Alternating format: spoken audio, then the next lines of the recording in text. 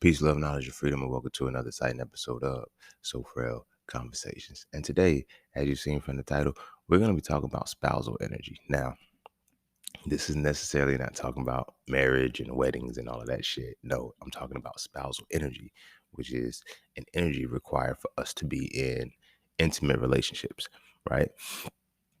One thing that we don't do much is focus on the intimacy of the relationship we're supposed to be in. And this is coming off of, I guess this would be a continuation of the previous episode I did on Son of a Mother, right? Son of a Single Mother, in which I was expressing the mother-son dynamic that our relationships are built on. So now I'm going to be expressing the spousal energy our relationships are supposed to be built on, and the way in which we're supposed to be connecting on that level. One thing that we don't like, one thing that y'all hear me say a lot is the word motherfucker, right? Now, I know I shouldn't say motherfucker like that, but motherfucker is just what I say. But motherfucker has a deep-seated origin in a mother being fucked, right? And when you were called a motherfucker, it's because you was fucking somebody's mother, right? So when we look at the times when we were in slavery or whatever the case may be, the not even in slavery, when we were enslaved, those moments where they were, on breeding farms, they're pretty much shuffling us, and you might fuck around and fuck your friend's mama. And it's not on no disrespectful shit to your friend. It's just the way in which they're forcing us to do certain shit. So that's where the term motherfucker came in, which now, like I said, gives more credence to the Son of a Single Mother episode and just how the mother-son dynamic has always been established. But making it bigger, in addition to that mother-son dynamic being established, we also have a father-daughter dynamic that is also established off the other side of that. But rarely do we ever sit and break down enough to understand the adult side. You know what I'm saying? The significant other side, the intimate side, the equal side, not the side that has to have a lopsided scale to it. You feel me? A lot of us are, not a lot of us, every one of us are conditioned to pick a side. You feel me? This is where you have the confusion in between people. It's like, you know, you have the men that say, okay, I got to go half. You have the men that say, I'm going to go whole, right? You have the men that I need a woman to be my piece. You have all of these different things, but we're not really having many conversations about the equal, about the reflection, about the mirror. And that is more so the spousal energy, right? The spousal energy is about our intimate side. It is about the side of us that is not in a space where we're trying to teach or guide, but we are harmonizing, right? The mother-son dynamic and the father-daughter dynamic are about guidance. They're about relationships of guidance, right? We don't guidance and instruction. Let me say that. When you're in your intimate side, you two aren't designed to instruct each other in that regard. And that energy is not designed to instruct each other. It is designed for collaborative energy, right? Collaborative energy is not the same as instructional or guiding energy, right? Collaborative energy means all this shit is already on point off both sides. And now we're just figuring out how to work the pieces together. In essence, when you have the mother-son dynamic, it's I'm going to do everything for you. You feel me? It's in a guiding way, but I'm gonna do everything for you. The father-daughter dynamic, I'm gonna do everything for you, but it's still gonna be in a guiding, instructional way. It's never a point of have your shit together. This is kind of what those conversations are with what do you bring to the table. I don't think people understand that it's not about what I bring to the table, you bring to the table. It's like, what kind of table can we build together to put shit on? We miss the whole point. And because of that, and it's largely because we don't truly have the spousal energy that we think we have it, that we need to actually engage in healthy relationships with people. We only know how to operate from either the desire or the lack of what we had or didn't get out of maternal, the mother-son, father-daughter dynamics, right? But I'm gonna go down that whole rabbit hole and break everything down. But before we dive heavy into that, be sure to follow me on Instagram at _just_scene_. Be sure to check out my website at IamJustSeen.com to get all things that are just seen. To all those who tip, donate, and sponsor the podcast, you are greatly appreciated. To all those who would like to tip, donate, and sponsor the podcast, you can do so by clicking the link in the description of the podcast. Not the episode, but the podcast itself. And as always, Cash App and PayPal are fine for now.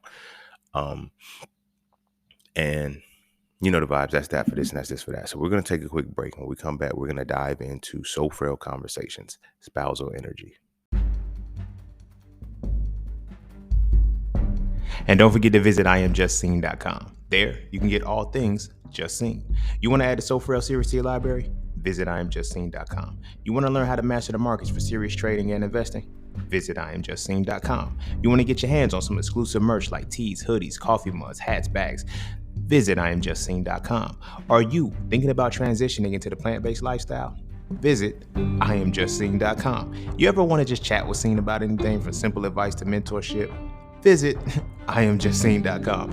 Anything and everything that is me, you can find at IamJustSeen.com. So take a quick peek into my world to see why being just seen is nothing less but always more. Because you never really know what you need until you see it, and you will never see it unless you visit IamJustSeen.com. All right. Welcome back. And without further ado, we're going to get started. So if you read So Frail 3, and in So Frail 3, I talk about the 3 types of masculine energy. I talk about the paternal energy, I talk about a spousal energy, and I talk about the fraternal energy. Those analogs on the woman's side will be maternal energy, spousal energy, and sororal energy, right? Us as men, we have not collectively seen what it takes to develop spousal energy, right? Spousal energy is our intimate energy. Now, because of the way intimacy has been corrupted and co-opted, we think intimacy is all sexual. You feel what I'm saying? Oh, get intimate with me. And then, when you think intimacy, you think silk pajamas and clothes and candles and flower petals and shit. And then we fucking at the end of the night. And it's like, no, intimacy is beyond sex. I would say, sex is the physical representation of intimacy, right? In a sense. But like the physical act of sex is the last piece of physical intimacy, because you have touch. And I don't just mean foreplay, but like you have every intimacy has to still appeal to all the senses, right? Not just the sense of touch, the sense of smell, the sense of sight, the sense of sound. Like all 5 of our senses have to be appealed to in regards to intimacy on a physical level, which means those same senses have to be on the mental level, also on the spiritual level. Yes, you have senses on all the levels. But when we look at intimacy, that's something we don't practice. Because the thing with intimacy is that there's a intimacy is when there's like a harmony between intimacy is a collaborative effort between 2 people who have matured in their energies, right?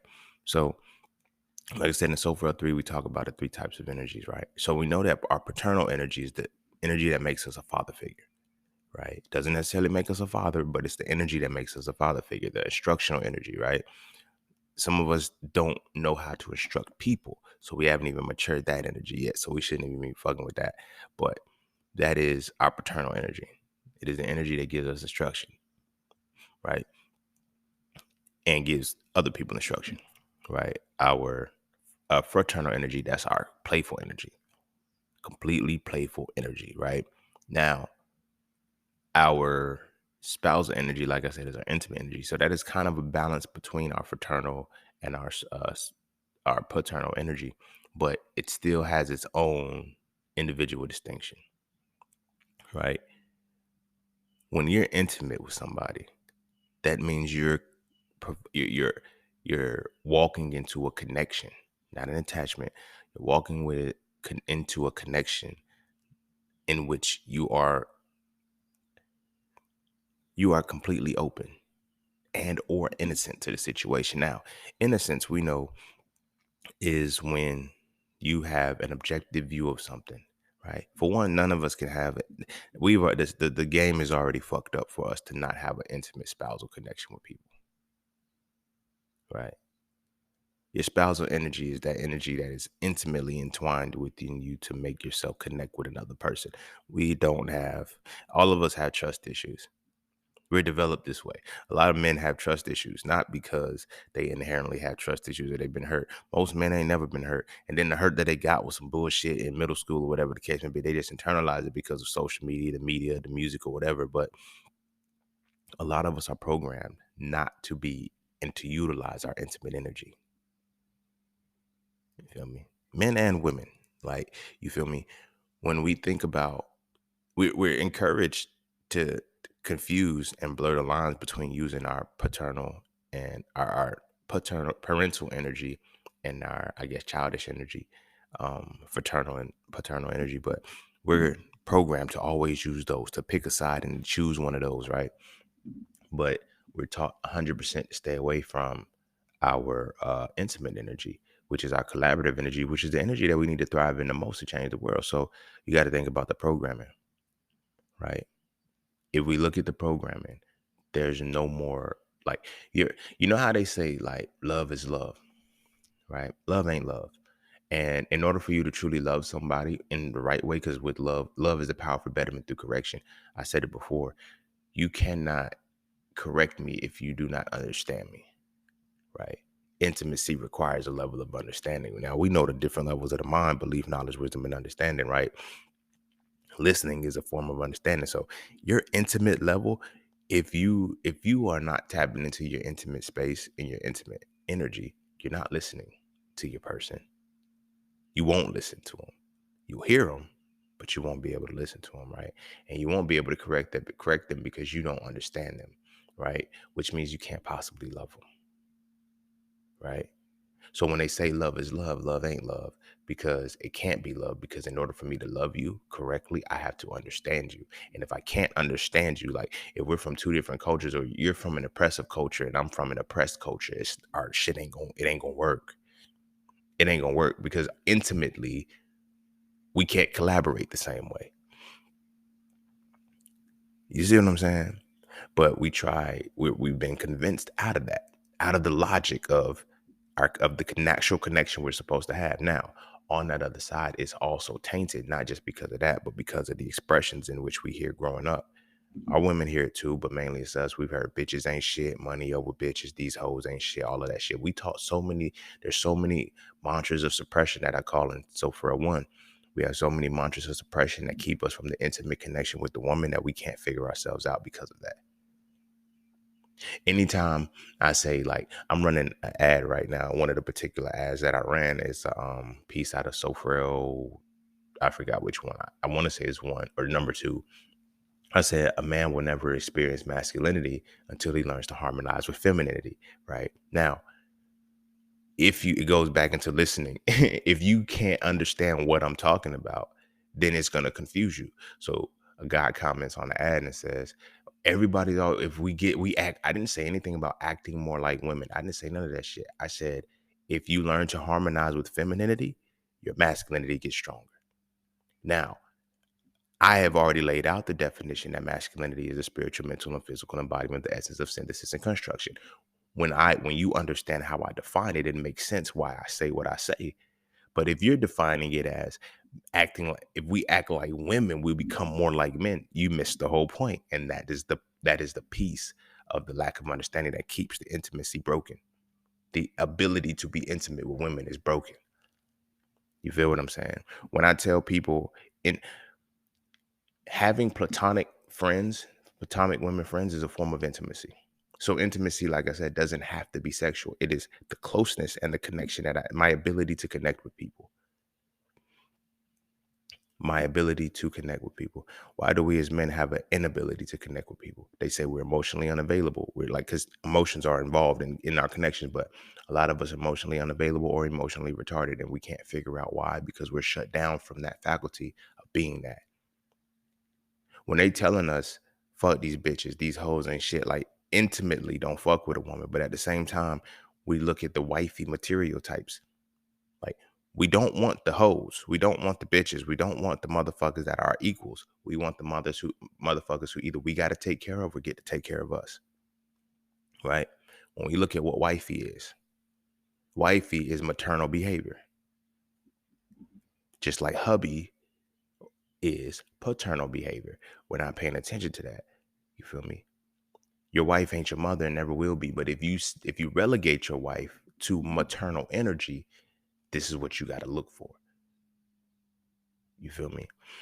Something that I've learned and I've observed, it just hit me like a couple weeks ago, was the ideation of the word submissive.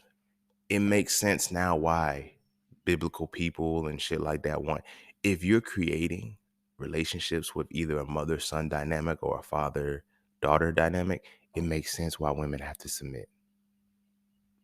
It makes total sense why women have to be submissive now. And I get it. I'm like, wow, women don't submit to men, they submit to sons. It's wild. I never really thought about it because every time I looked at the, I always got tight about them. Be like, yo, I need this. I never wanted a submissive woman. I never could understand why I just didn't like it, because it wasn't that she was trying to son me or whatever the case may be, but a submissive woman, right, a submissive woman is only supposed to be submissive for her son. I didn't catch that. I didn't realize that shit, right? Or someone she's going to relegate to a son. Here's how I know that. Because if you understand what it is to be a man, like a man in his paternal energy would not have a desire for a woman to have to submit to him, because paternal energy and maternal energy are comparable and they're going to harmonize with each other. No submission is necessary. But where the conflict will come in at is when there's a paternal energy mixed with a soror energy, which is why we have a lot of pedophilia in this world, why even biblically pedophilia was in that shit so heavily, and why it's kind of approved right now. Women get you an older man. They teach us to, get a younger woman, because it's the make your paternal energy match with fraternal energy. This is why women are, I need a man who's going to teach me. I need a man who's going to you need a man who's going to be your father, and vice versa. And if you're not going to be in that space where you're walking your paternal energy, you're going to walk in your fraternal energy and look for maternal energy that has to submit to you. Now, here's why the submission is what it, like, a daughter is naturally going to submit to a father. There's no fight. This is why there's always the condition when you hear women say, I'll submit to a man who can do this one, who can lead, who can do this. In short, I'll submit to a man who can be a father to me. You ever, like, this whole generation of women talking about 6-figure men, and men got to be over, like, everything they're describing, their father wasn't.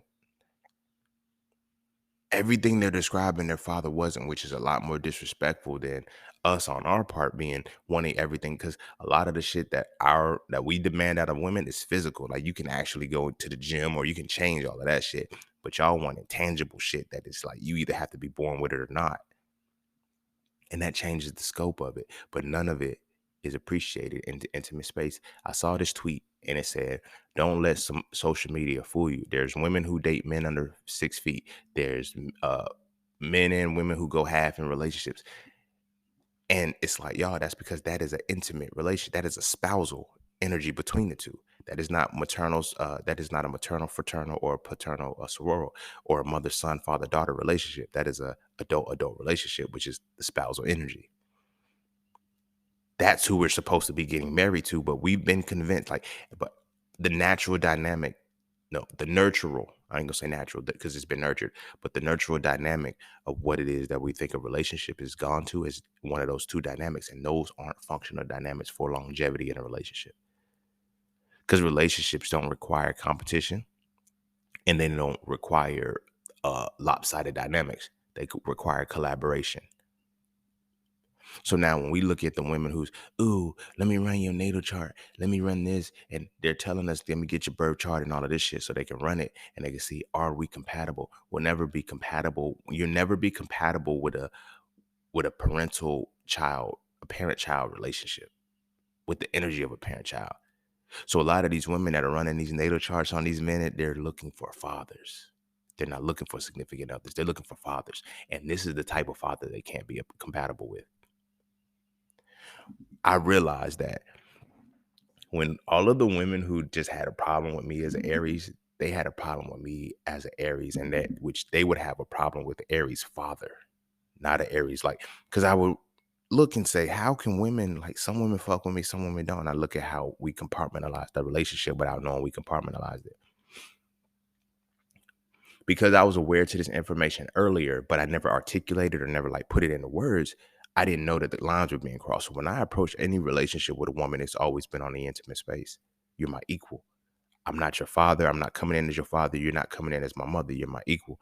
Now, here's where that problem comes in, because a lot of women be thinking they're coming into the relationship in their masculine energy when they're coming in their maternal.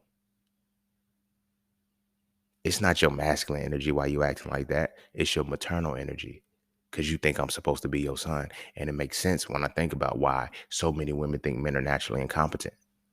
Because when women think that a man is incompetent, they got to, like, they're coming into the space with maternal energy. I've talked to a woman one time, never been disrespected so much in my life, and she disrespected me so fluidly, like, because she was used to that shit. Because, y'all men are dumb. Y'all men are stupid. Y'all, bitch, you ain't gonna, respectfully, bitch, you ain't gonna keep calling me dumb and think I'm gonna keep fucking with you. What kind of stupid shit is that? Now, when you start calling men dumb and you're in a situation calling men dumb or whatever, what kind of men you think you're going to attract and what kind of men you think you're going to have? You feel me? So I had to, ultimately dead her on that shit. I was like, yo, I'm not, what? You don't even know half of what the fuck I'm talking about right now.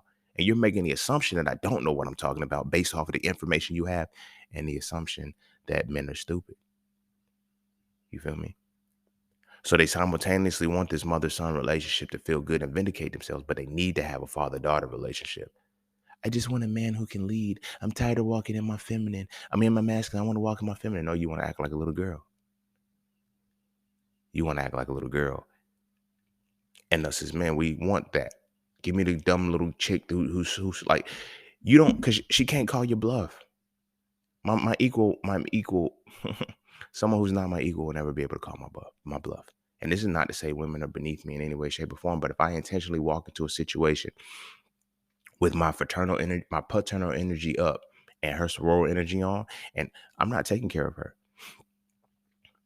But then for me to do that, I have to walk into the space of, oh, you shut the fuck up. You're coming in as a child. You feel me? I never realized that. Like a lot of the relationships that I was in, the women is, and I will always be like, why she don't? Because, and then I meet their fathers, and I realize why they're tapping into the paternal energy in me. They don't. They love my paternal energy, but they hate my fraternal energy because they like, you too friendly. Like you too friendly with this. You did. No, I'm not gonna cross the line because I'm intimately involved with you. So I'm not even seeing anybody else, but you're seeing how easily I could be distracted because you're coming in you're coming in as a child. You're coming in with your sorority energy on the front, and you're attracted and magnetized to my paternal energy. And because you're attracted to my paternal energy, when we merge, now you're looking for somebody to call daddy.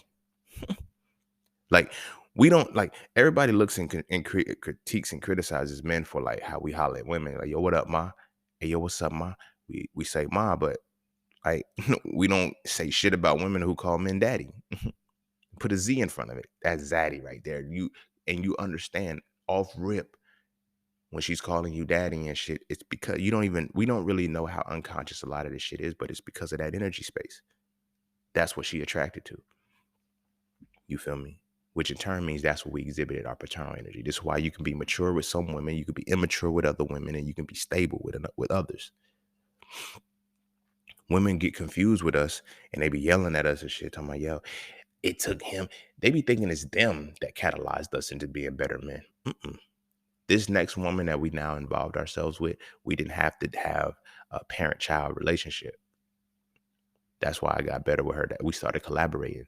We were equals. It wasn't her trying to take care of me or me demanding that she took, or it wasn't her trying to take care of me or her demanding that I took care of her.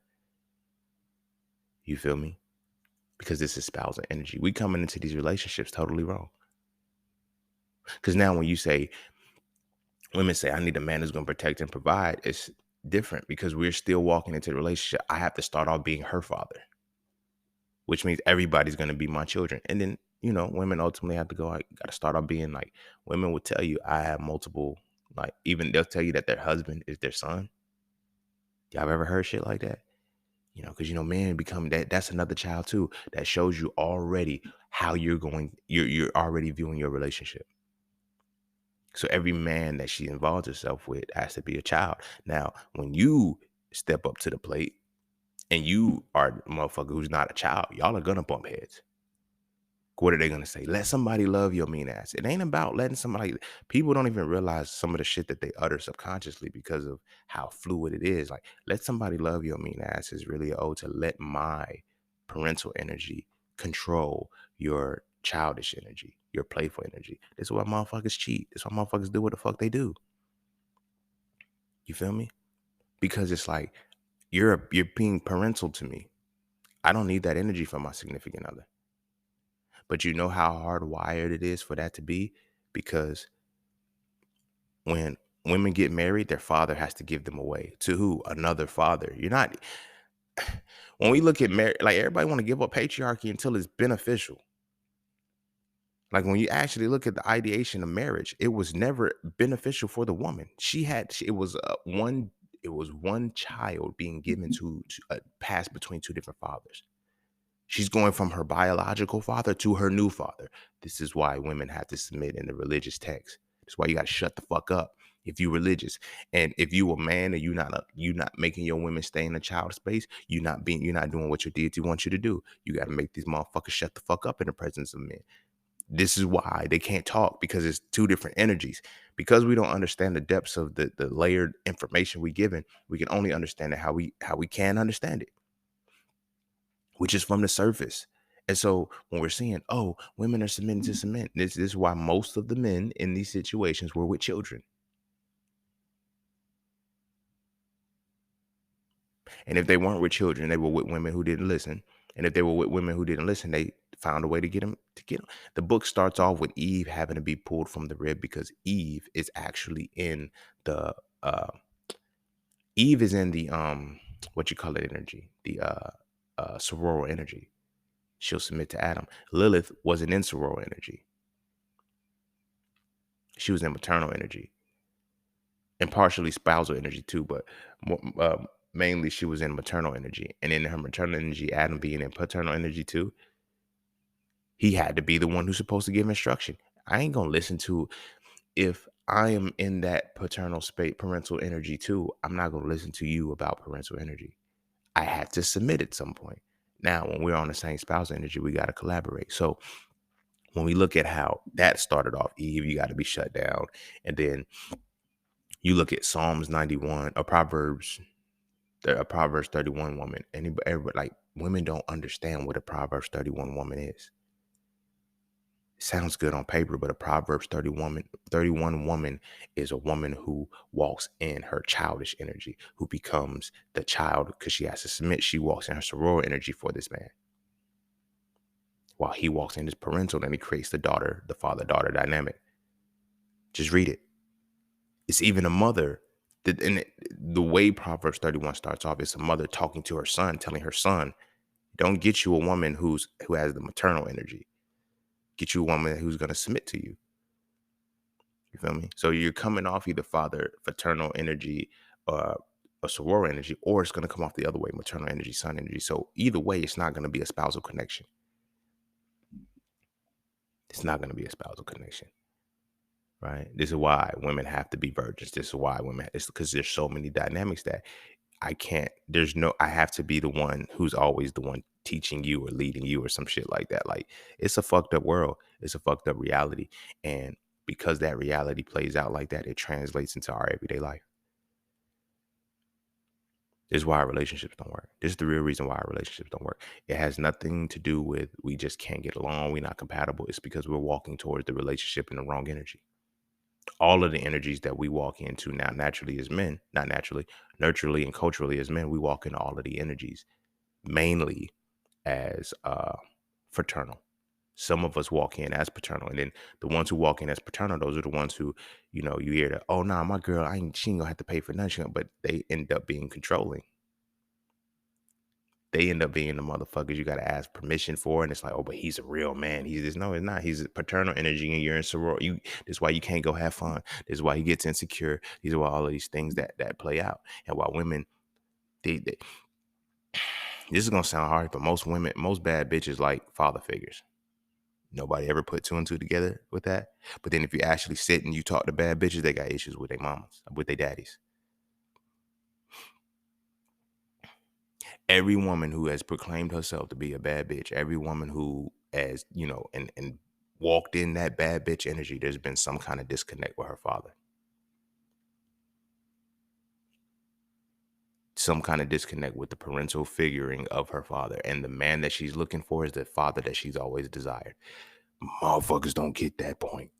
That very man that she's saying, I need a man who's over 6 feet, six figures, and her dad is 5'7" and he only made 48,000. Yeah, that was a shot to him. That's a shot to him. You feel me? But now we running into that. This is why they spending all of this time in the clubs and all of these things, popping bottles. They'll succumb to some sick shit just to be in the know-how all the time, because it's the father figure that is being taken. And the dudes that are exploiting them based off of their paternal energy and knowing that these girls are in a space only operating from this aurora energy. You feel me? We're not using our intimate energy correctly because there's no harmony. And again, like I said, it's by design. They told us they severed the connection solely by our entertainment. We cannot get along. Like look at the entertaining spaces, right? From a positive perspective, you have if you look at shows like the only show. I'm gonna get back to the point. The only show that I can say actually had that we grew up on, that I can say actually had a true spousal connection, and I think that's why it hit so hard, was Fresh Prince of Bel-Air.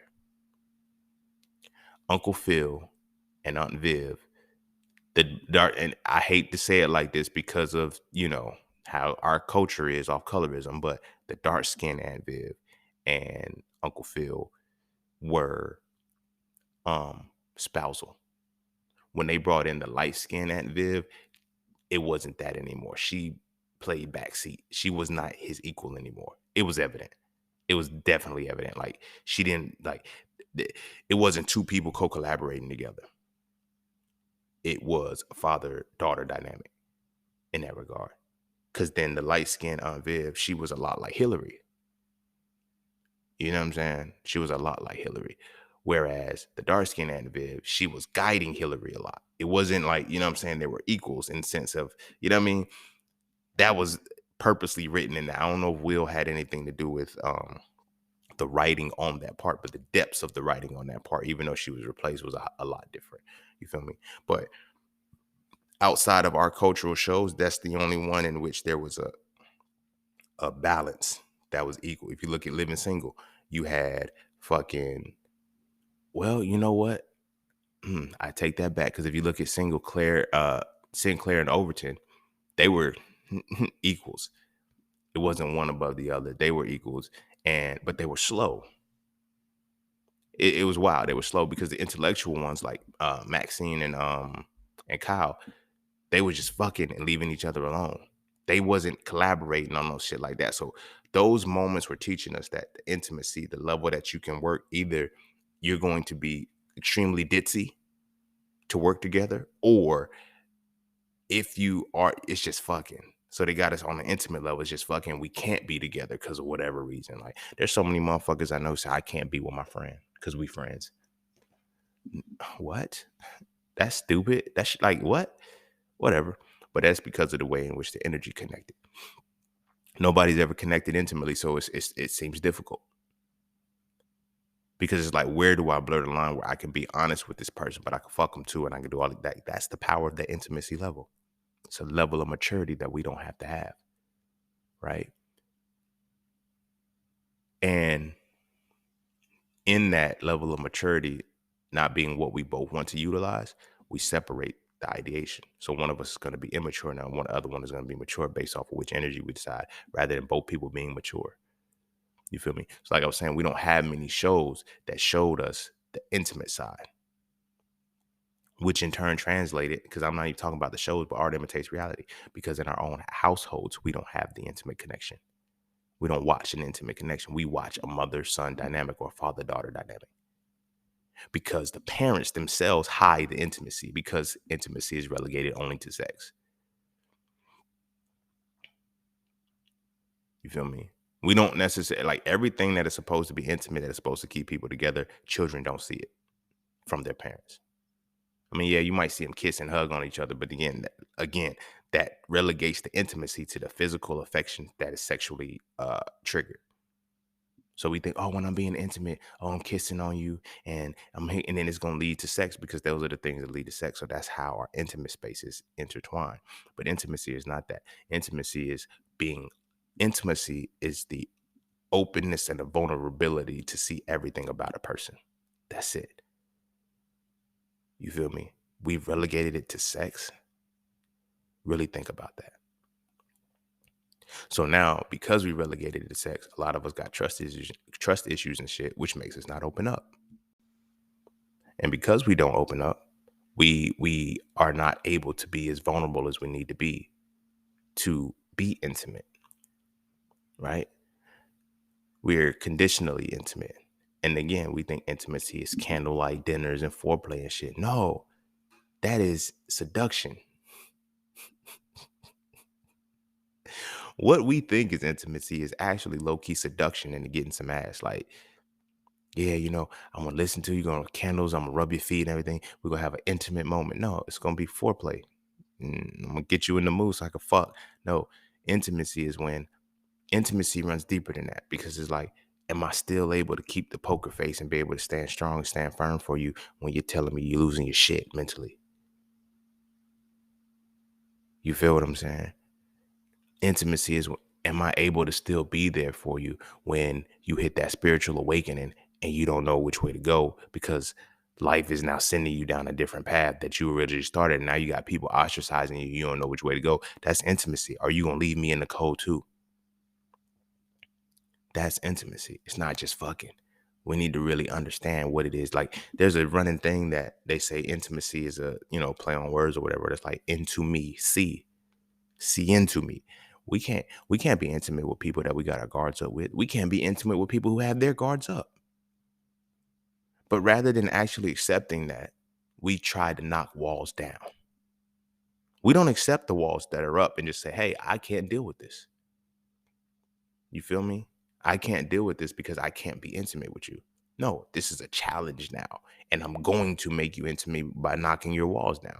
No, if you don't want your walls down, I can't make you take them down. But I shouldn't force the walls to come down. Now, when we're in a situation where we have to keep performing for the walls to come down, that's not a good relationship because we don't naturally have to be ourselves. Because then when the walls actually do come down and we meet the motherfucker, we're attached to them. And now we can't disconnect saying, I finally see you and I don't like you. You feel me? I had a girlfriend tell me one time, and it fucked me up because I was already deep into the shit. Like, you feel me? I had already told this motherfucker I loved her and shit because it was real for me. This was, you feel me? I know what I felt. I know what it was. And in the time in which I said it, they said it back and shit. Like, don't say it if you don't mean it or whatever the case may be. But you feel me? But that wasn't it. I realized that I really loved her, but she loved what I did for her. And then, like I said, it's because our connection wasn't intimate. Well, I was intimately connecting to her, but she was attaching to my paternal energy. She feared my fraternal energy because I'm all like, you can't be around other, you can't go to this party, you can't do that because women are gonna be looking at you and like the insecurity. But me not seeing that because I'm not understanding energies the right way, I'm not seeing that she's speaking towards this type of energy. So I'm like, nah, I'm not like that because I'm coming to you with my paternal energy, not realizing why my paternal energy was up. Although, I mean, I went with my intimate energy because I wanted to be in a relationship with her, but my paternal energy was what ended up being on display because that's what she needed out of a man. And then when I seen a relationship with her father, it's like, whoa, no wonder. When shit went wrong, I was the first person she called. Like shit that you supposed to be calling, like, I get it. I started to get it. I was like, okay. But I didn't know what at the time. I was like, yo, she just loves me. No, she doesn't. She attached to my paternal energy. Then as I got to it and got intimate, I realized she was too broken to even be intimate with me. I should not have been in this relationship with her. That's when I started, finding out about the rebounds and all this other shit. And it's just like, oh, you too hurt. You just attached to my paternal energy. And I realized that that's how a lot of this shit, a lot of the women that I've been involved with played out. My paternal energy always showed up on display. You feel me? It shows up on display first. And when it shows up on display first, it shows up for the women who have wounded inner children. I used to hate it, despise it. I hate childish women. Hated it. Like, stop acting like a fucking kid, bro. What the fuck is wrong with you? I never realized why I gave them the credence. You let me, it just makes me feel so. I was your father. I was acting like I was being your father. Like, because I wasn't playing with you. I wasn't utilizing my fraternal energy, because then when I utilized my fraternal energy, I realized, whoa, you have too much. Remember, I went to the club with a woman one time. We fucking around and shit. And mind you, this same motherfucker always, oh, I can go to the club for hours, don't come back 3, 4 o'clock in the morning and shit, blah, blah, blah. So I'm like, yo, this your thing. So, hey, let's go out. I want to go out or whatever. Boom. We out. I'm that dude, bro. So I'm motherfucking, and this is what she told me when we went in. She said, in the club, in these settings, we're not together. We single. What? Okay, cool. So that way we're not getting jealous or anything like that. All right, cool.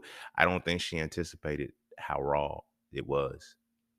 I don't think she anticipated how deep this essence was. I was on so much ass and just so many like women, and I just seen her. I'm ready to go.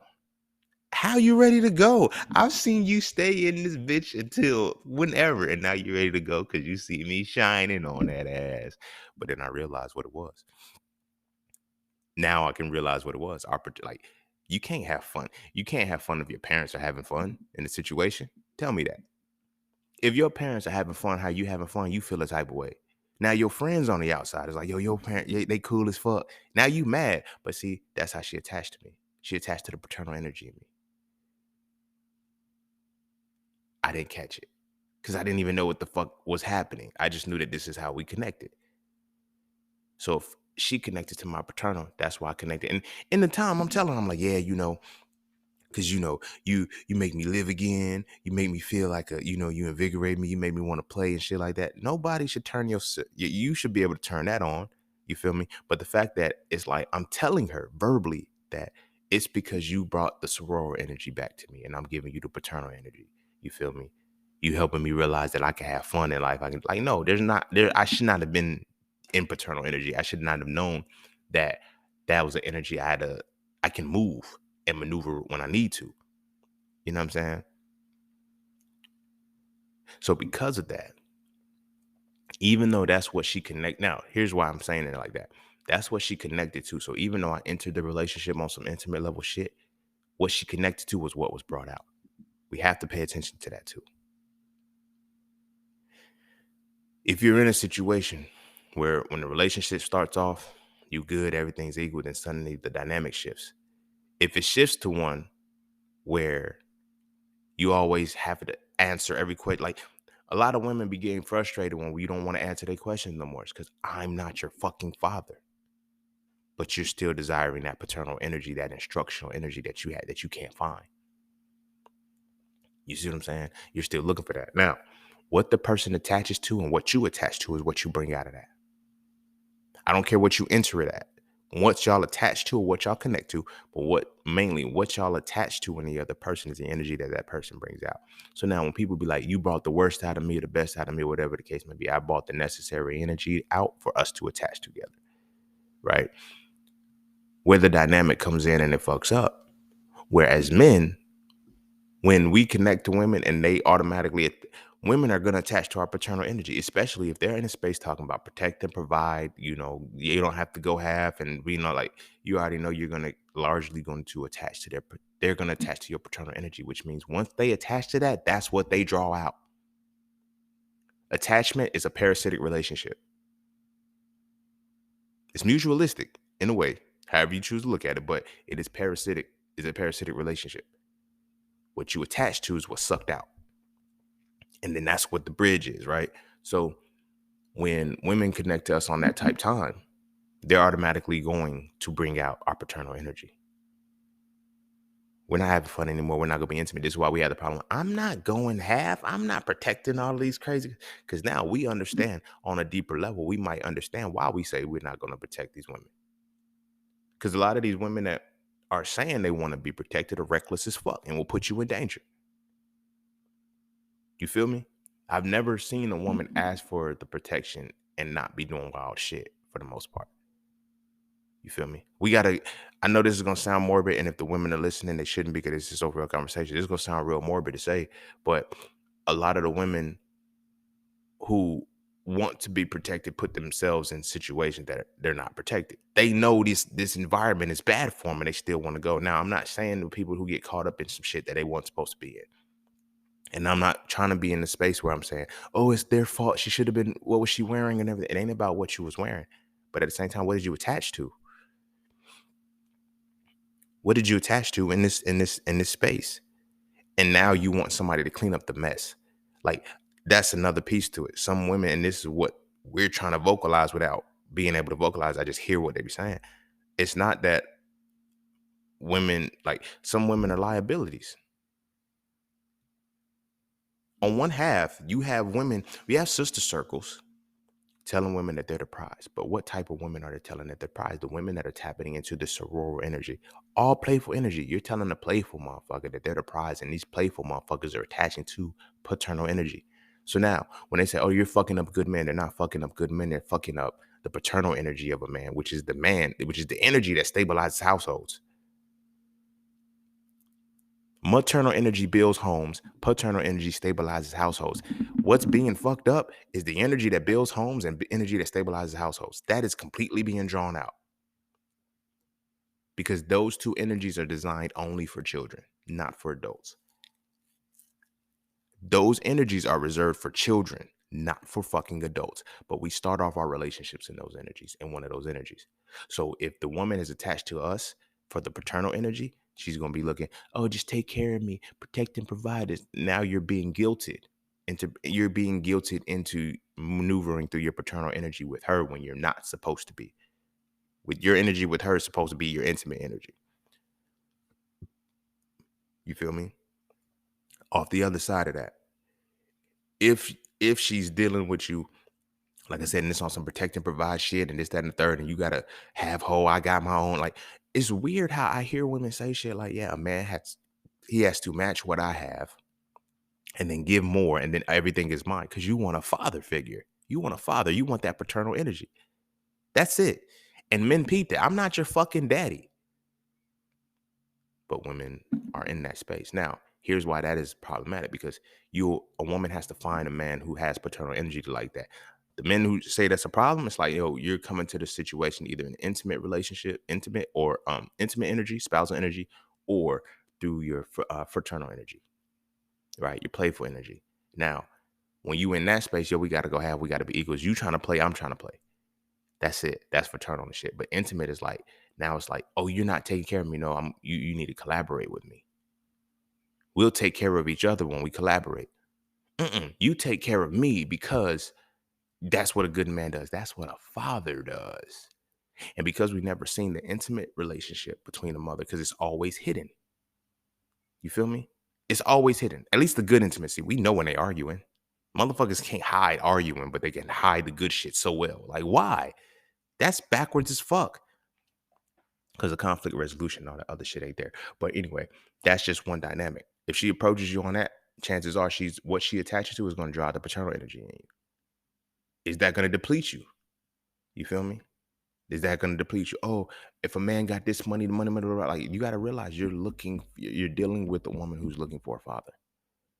Now, off the other side of that, if she enters the space, I just want to take care of your heart, I just want to do that, she's going to sun you. She's going to attach to your fraternal energy. Oh, I like the way you play, and this, that, and the third. She wants a child. She wants to watch a child. Chances are she wanted a son and never got one.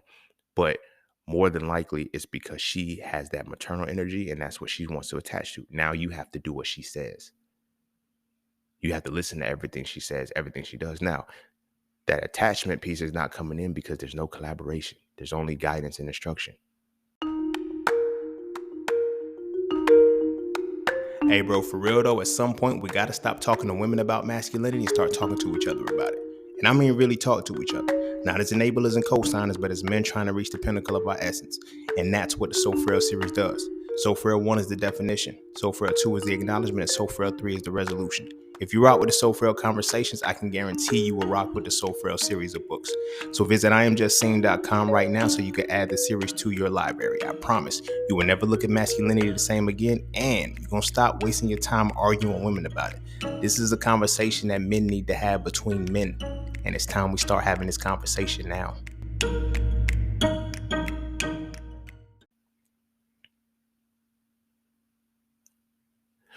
The person you're intimately involved with, you should not be parentally involved with. But our entire relationship is built off the parental side. And we wonder why women had more patience back in the day, because you, as a mother, you're going to have more patience with your son if you know he's out here fucking in these streets. When he has a baby, you're going to be on his side and say that woman, that girl tried to trap him off or whatever the case may be. You don't think that same energy translates when you put the energy of the mother onto the energy of a man who's you treating him like your son? How women cheat and come take him back and shit like that because a mother would allow her son back into the house after he went and did some reckless shit against what she said. Why do women have to get to a breaking point for men? Because a mother has to get a breaking point until she cuts her son off. It's not hard, y'all. It's not rocket science. Men are only going to fuck over the women that allow it. But now we have to look at how are women allowing it, because the women who allow it have maternal energy and they attach to your sororal energy. I mean, your fraternal energy. You feel me? Again, this is some shit that I had to learn dealing with cougars and shit. You feel me? I just like older women. No, I like maternal energy because that's the energy that was for me. I had to come back and say, this ain't. You feel me? And it wasn't until I seen the other side of that where I was the person they attached to my parental energy. So now I couldn't play. I had to be serious all the time. I had to be like, no, it's like, that's not you. That's not, wait, what? That is me. Now I have to hide myself. Because now when our intimate sides connect, our intimate side is our full self, not the behaving side. Once you pick a side of either paternal, soror and shit, like once you start picking those energies, now you have to behave. I have to behave as a father. I don't get to be me. How many of us right now are fathers and don't even know it? Or how many of us are sons and don't even know it? Yeah, I got a woman. She my peace. Like, why does a woman have to be your peace? You the one out here creating the chaos. That's some shit a son would do. The mother still has to be the peace for the son who's out here creating chaos because that's the son. We don't understand how powerful energy is. Energy, if we look at the real reality of energy scientifically, energy is neither created nor destroyed. It is transferred from one medium to the next. Energy is neither created nor destroyed. It is transferred from one energy to the next. So if we are raised and built under a space where you have to operate from this energy, what do you do when you go to the next relationship? You think the energy suddenly has to be created or destroyed? No, it's translated from one medium to the next. The energy is already there. So when we look at how our women are raised, when we look at how our boys are raised to play. What do we look at the toys that we get? We're raised to be playful all the time. We get race cars, we get, everything that we do is about playing. Women are about actually being mothers. They get baby dolls, they get cooking sets, they get all kind of shit to automatically walk into their maternal energy. We get shit to automatically walk us into our fraternal energy. You feel me? All playful shit.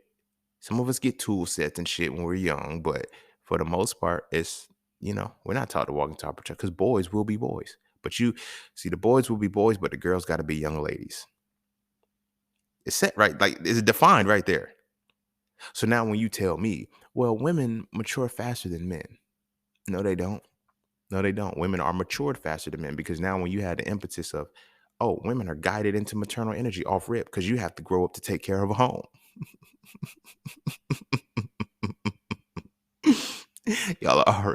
Women are already nurtured into walking into maternal energy, but us boys will be boys.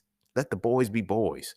We've been hearing mantras like that for a long time. And then money over bitches, fuck these hoes. And so, nigga, we gonna stay in fraternal energy because nothing tells us to move into paternal energy.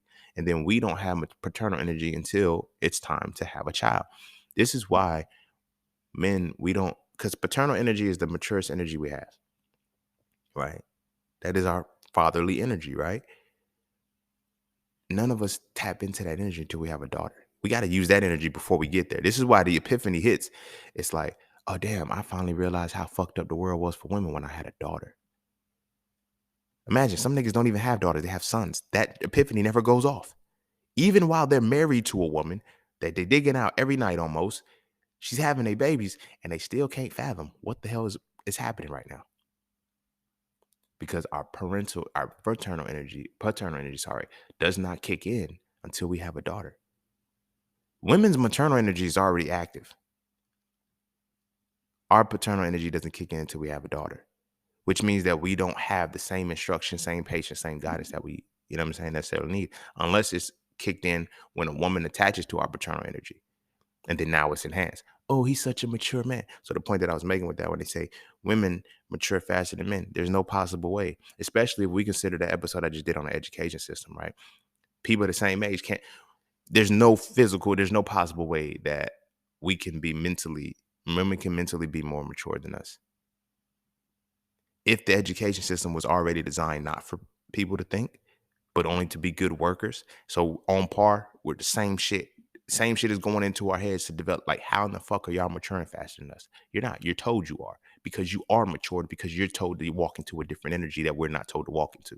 You're told to walk into the mature energy early. You're not told to walk into your sorority energy. You're not told to walk into your intimate energy. You're told to start off in your maternal energy. So now, when women get older, this is why now this helps, because now it can create the quote unquote modesty. It can create the modesty of the woman who's, oh, she ain't got no bodies. She ain't did this. She ain't had no sexual energy. She ain't had no fun. She ain't. Now, when she's been maternal all her life, now we're looking at these women that are embracing sexuality. They ain't embracing sexuality. They're finally walking in their sororal energy. They old. They passed their prime, or whatever the case may be, but they're now walking into the sororal energy where they can finally play, because they never been able to do it. While on our side, well, why do men finally turn 40? Because that's when our paternal energy finally kicks in. Because we've been encouraged to walk in our fraternal energy all of our lives until we find the good woman that makes us stop playing, which is none of y'all. You know why none of y'all are going to do it? Because y'all are always going to attach to us from the maternal energy. And we're always going to be looking for that spousal energy, which is collaborative energy. Here's one of the reasons why, and which is the theme of this episode, why we don't have the intimate space, because to collaborate means you have to be creative. To collaborate with something means you have to have a creation of some sort, or at least have an idea that you can bring into fruition that another person has. A lot of us don't have ideas because we don't think anymore. The education system makes sure that we don't think. So we're not thinking individually. How are we going to be with an individual thinker?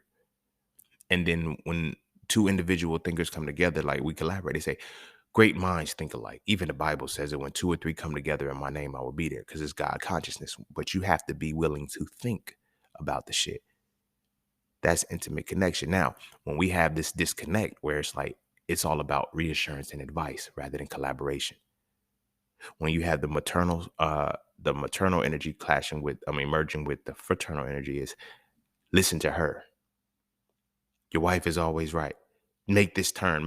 Think about how aggressive they get when you driving and they're trying to passenger seat drive. That is maternal. So, like, on some real shit. I've been on both sides of this shit, so I can attest to it.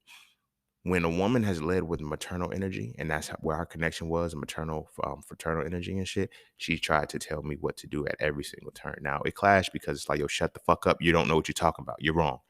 But she has to be in control, because she has to be, my energy's there. When women have attached to me off the paternal energy, they listen to everything that I say. They shut the fuck up. Not in no sense like I got to tell them to shut up, but whatever I say, they really trust. They really depend on my word. They stand on my word. They let my word be law. If I say it, they fuck with it, because they're like, I trust whatever, but they don't realize that what they attach to me with the paternal energy, and it's that little girl. In Next Lifetime, when Erykah Badu said, you make me feel like a little bitty girl, that is, my paternal energy is activating your sororal energy. And that's where that comes in at. So you have to look at the women that nag, they're maternal. They have a lot of maternal energy. Like, you feel me? It's not like it's a lot of the shit don't be hard. It don't be rocket science. It be there, but we try to make disconnects with the shit. This is why on one breath we say shit like, I like a woman with a fiery attitude. You like a woman like your mama. That's the truth. That's the truth. And then taking it a step further, when it comes to us, we like women with that attitude, but we don't like the skin tone. Because again, like I said, the education system, if you don't hate yourself, if you don't hate black people by the time you finish, then if you don't hate black people by the time you finish the education system, it's because you failed. Like, you feel me? If you pass that motherfucker and you don't have some kind of inkling for, you know, and and if you do have that compassion or whatever the case may be, it's pity. It's like you feel sorry. Like, oh, I'm helping because I feel sorry. And it's like, nah, like it's different because you still carry that inkling of what, the education system created. But that's not here and there. So, like I said, those things, just knowing that we're set up to walk into one of those those energies up front, and we're set to pick. We don't walk into our intimate space. Now, our intimate space, like I said, is when we're vulnerable, but our intimate space is where we genuinely are.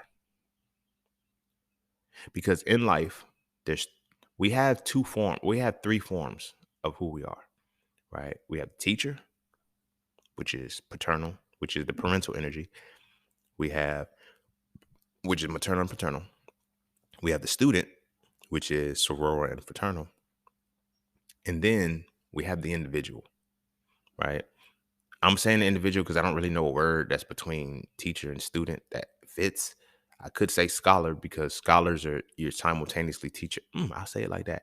That's your scholar energy then, because scholar is when you're simultaneously teaching and learning, right?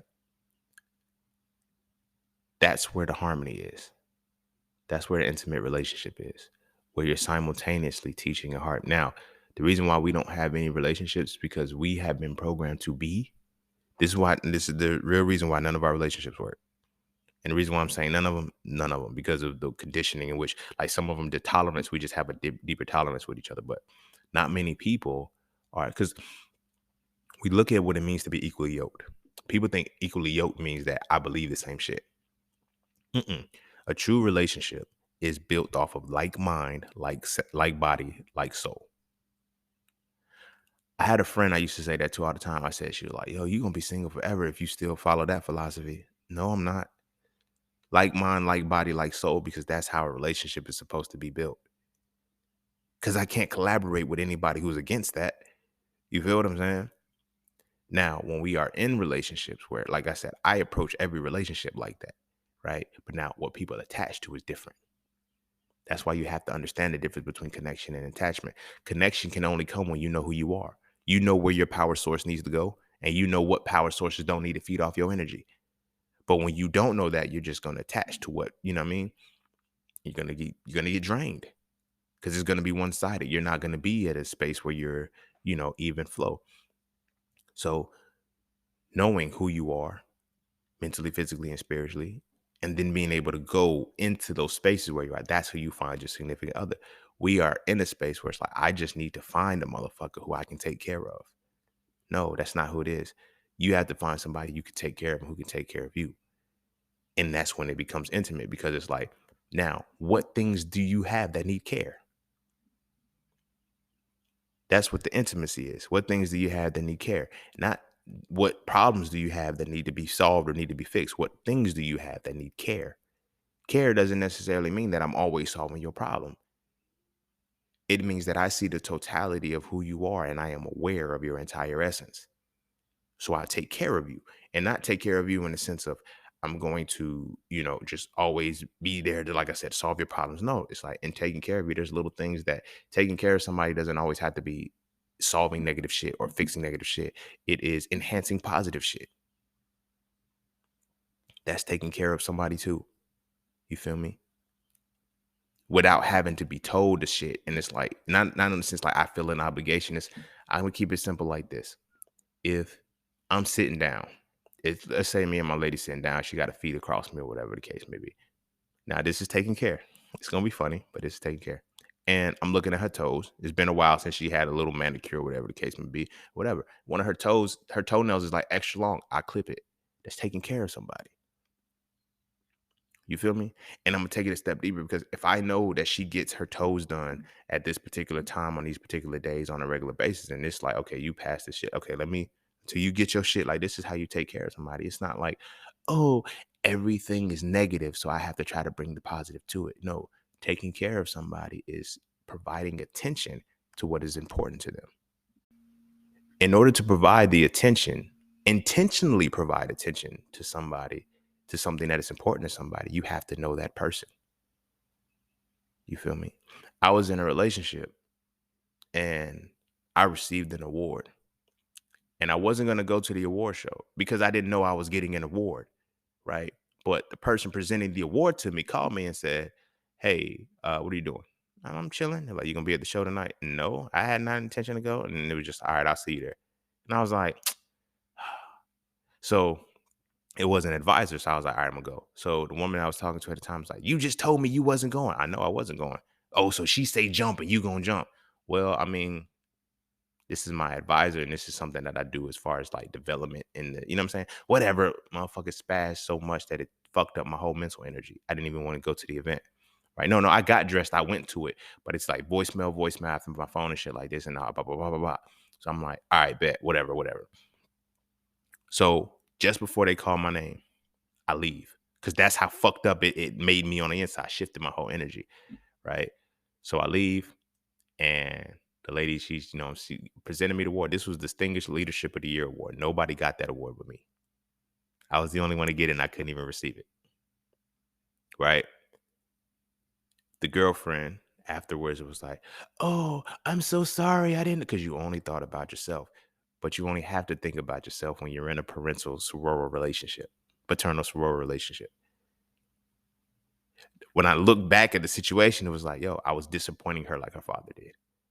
I told her one thing and then I went a whole different way like her father did. Like I was abandoning her. I was like, that's what she thought. That's what she took out of that. But that's how our relationship was set up. And I didn't realize that our relationship was set up like that because I'm like, yo, bro, like I'm trying to intimately, I'm like, why are you jealous? Why are you wrong? Why are you this? It wasn't that. It wasn't, and this is gonna sound like a little fucked up, but it's not. It wasn't the fact that her man it was her father being taken away. You feel me? I had to become a father figure to her. And if there's not a healthy connection to a father, there's nobody else can have my daddy. No matter what my daddy's doing, nobody else can have him. So then, like the next year, I had got another award. And she said, "Oh, we're gonna go to that one." It wasn't even. I said it only. I was mad then because I'm like, I missed the good one. I didn't even talk to her. I was like, I missed the good one. Like, because you wanted to throw a tantrum and you wanted to get upset because things weren't going your way. Now, if we were intimately connected, if our relationship was more intimate, she would have understood, yo, you're putting in, like, this is what you do. Let me go help you honor that shit because now we can collaborate on this. It would have been a whole different understanding. You feel what I'm saying? It would have been a whole different understanding because when you're intimate with somebody, you understand the full totality of them and you can take care of them because you can give intentional attention to what's important to them. If you're not intimately connected with them, you cannot intentionally give attention to them because you can only give the attention that will benefit you. I'm only going to give you the attention that's going to benefit me in the situation. You know how many of our relationships are built off of that? We think a motherfucker really fucking with us. No, I'm fucking with you under the condition that it benefits me in the long run. I'm going to do this for you because I know it's going to keep you in my corner. Not I'm doing this for you because you achieved something. When I listened to how she vented to me, she said, she told you to be there and you were there. If I asked you to do this and you say this, if I asked you to do that, I'm like, you made this solely about you when I just literally won Distinguished Leader of the Year award. There's no way in hell this is about you. I was the only one to win this in the whole school. This is college now. The whole school, I was the only one to get this, and you made this about you when it wasn't about you at all. It's because of the type of energy that we connect with. We need to be more aware of the energies that we actually connect with than just saying, this bitch crazy. Respectfully. Because that's what we do. Because When you just nullify and you just dismiss it like that, you're gonna keep running into these crazy bitches. Dramatically, of course. That's what you're gonna keep running into because you are still connected to the energy and you're not addressing that. This energy is like this. Oh, no, these broads is crazy. No, I'm connecting to this energy. So what energy am I giving off that she's connecting, which is making her crazy? Because don't get me wrong, it's not the mother son is even crazier too.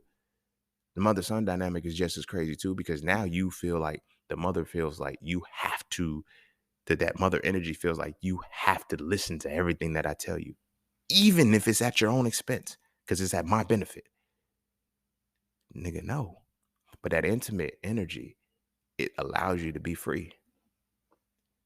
It allows you to be free because it's like, I see everything that is you. This is why a lot of people don't show their intimate side. But this is the one of the reasons why I've learned to only show my intimate side. When people like, I've learned that when people talk about like entrepreneurship, they say you focus on one thing and you stay in one vein. I can't do that. I've never been able to do that, and I can't do that. You feel me? I tried, but it just doesn't work because I'm able to do everything that, but this is me intimately. You feel what I'm saying? I showcase myself intimately. The pot, like, because it's like this is the side that has to be like my relationship side is not this. Like, no, this is like the full gamut of who I am in relationships, right? Because I have to be this in relationships. How the fuck do we end up getting to a point where a person meets us for our whole totality and somehow we get put into a box? We get put into a cage because this person cannot intimately connect with us. So now when we talk about equally yoked, a lot of people think equally yoked is believing the same shit. No, that's not what it is. Equally yoked is like mind, like body, like soul. I've had people ask me shit like, could you be with a big girl? No, I couldn't. That's shallow. It's not shallow. You can call it whatever the fuck you want. But this is you assuming it from the perspective of a parent-child relationship as opposed to intimate. I said, I don't live an obese lifestyle. So how the fuck could I be with an obese person? It's not shaming the obese person. This is expressing that I don't live a lifestyle that works for that. So we can't work in any way, shape, or form. And it's not just because of the what we eat, it's the mindset behind that. It's a lot of the culture behind that. It's nobody just gets fat. You feel me? Obesity is not an accident. It's not a happenstance. Obesity is a phenomenon. It is something that occurs because of a societal conditioning or a societal, and it's all conditioning, like how we eat, what we decide to put in our bodies, what we decide to think. All of these things play into how much weight we obtain. What is your image? What is your like? I don't have the luxury of at this age, I don't have the luxury of trying to reverse your mindset that got you here. I can't do that. But that's what we try to do. That would be what happened if I'm trying to leave with my paternal energy. I got to put the cape on. Da-da-da-da. I'm going to help you. Like I know a couple where a young lady, she was telling me that her man, she said he don't love her no more, or whatever the case may be. He gave up on her, blah, blah, blah. She said she started working out with him and they started working out. He helped her lose 70 pounds. And she was like, she gained 50 back and he won't help her work out. I said, you mad at him? She told me, I think he's not loving me no more. I just think it's not fair. I said, look, imagine it from his perspective. You know how much of a slap in the face that is if I helped you lose 70 pounds and you gain 50 back? You wasted all of the effort, all of the energy, all of the time. You wasted everything about myself that I put into you. Why? Because of how are we connected? Father-daughter relationship. But you're supposed to forgive me. You're supposed to do this again. You could do it again for me. No, no, no, no. Your daddy will. I'm not. Because now I understand we're not equally yoked.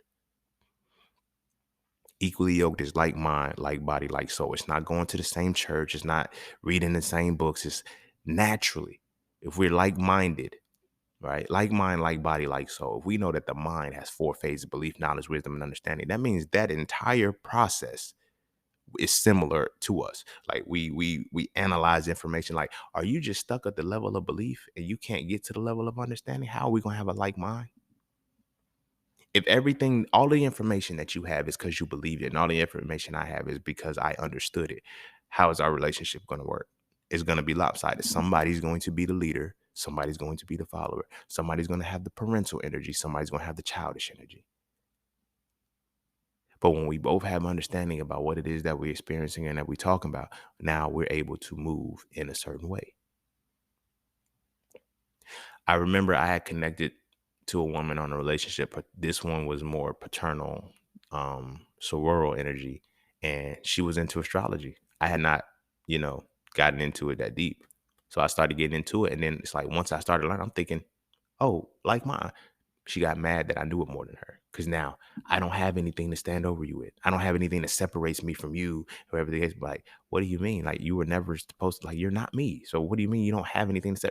And I started to realize what it was. Because now you lose your place, because now you're just following behind the motherfucker. But see, when you're equally yoked, like mind, like body, like soul, you have other shit. So now I can now care. I can intentionally provide attention for what you care about. What's important to you, I can take care of you now. And it's not just I feed you, I give you something to eat. No, it's like, yo, now, if we're looking at taking care of somebody, if I know, bam, you're trying to do this, like now, here's what it is to take care of somebody. Sometimes it ain't going to be pretty. If I know that you're trying to lose weight and we together, I'm throwing away all the bullshit. I don't give a fuck if you bought it or not. What the fuck? Because at this point, it's not your father. It's not your son. It's your friend. It's the motherfucker you're intimate with. Like, nah, I'm not.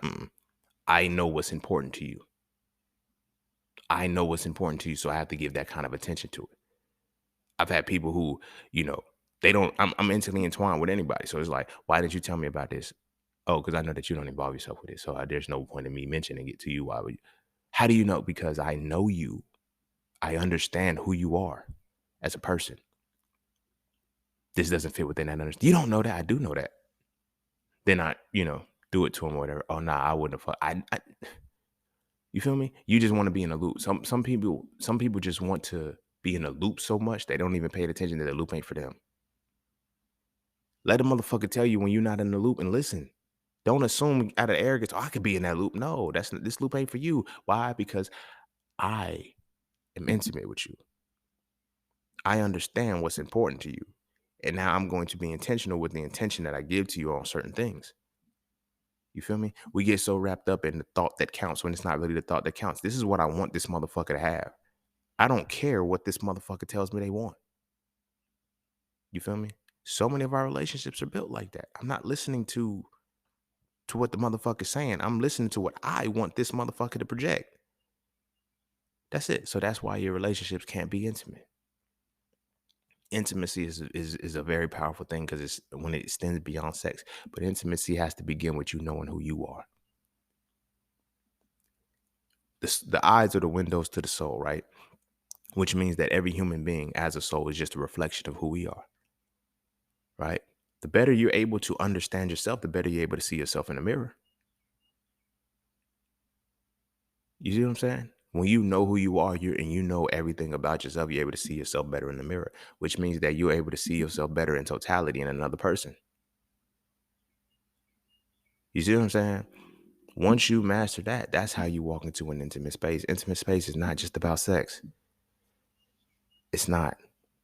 But they made sex so conventional, so easy, and so cliche that we just think that that's what it is. Oh, I'm intimate. No, you're fucking a person based off of these two energies.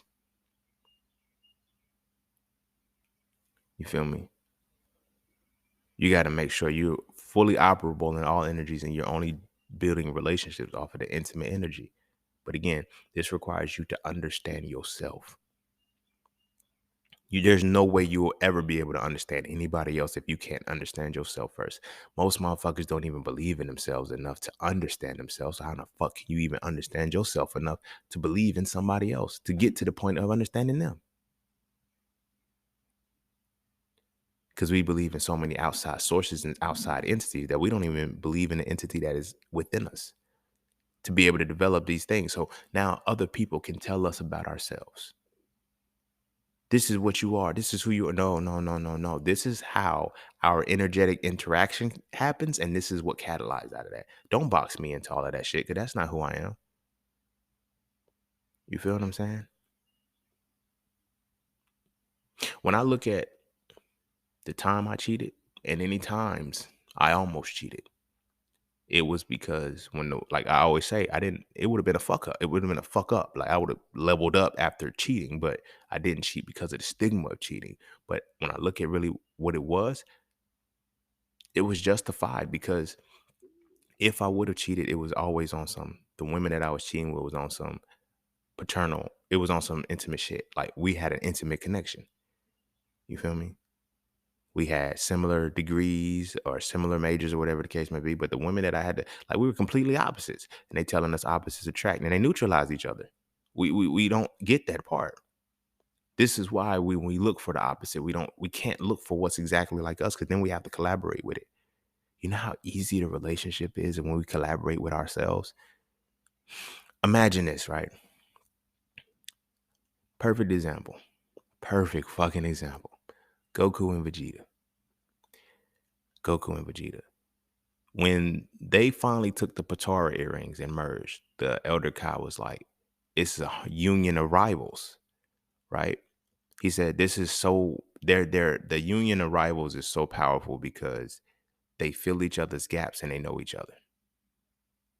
I'm not saying make the relationship about rivals, but Goku and Vegeta knew each other intimately. Intimately, to where Goku knew how Vegeta was gonna move, how Vegeta could move a certain way or whatever. Vegeta knew the same shit. When these two motherfuckers, it's poetry in motion. Like I know what my rival is gonna do. My rival knows what I'm gonna do, and we know our inner workings. It's a flawless connection, right? It's a flawless connection. Our relationships are supposed to be like that, not with your rival. This is not to say opposites attract, but because even Vegeta and Goku technically aren't opposites, as them both being Saiyans, but they're rivals in the sense that I know who I am, you know who. Now we're no longer competing, we're collaborating. We're putting our opposing energies, our strong points and our weaknesses together to nullify each other. That's what it is to be intimate.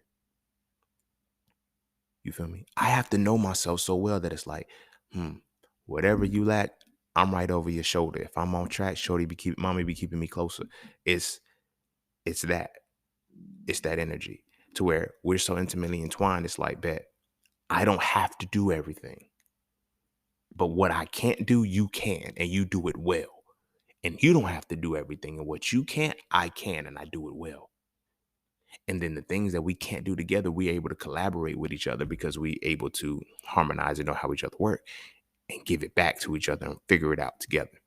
Rather than shutting down and say, you do it because I don't want to do it. That's the mother, son, father, daughter relationship. But the actual relationship that is intimate is not like that. It's let's figure this out together. I don't know how to do this. I don't know how to do it either.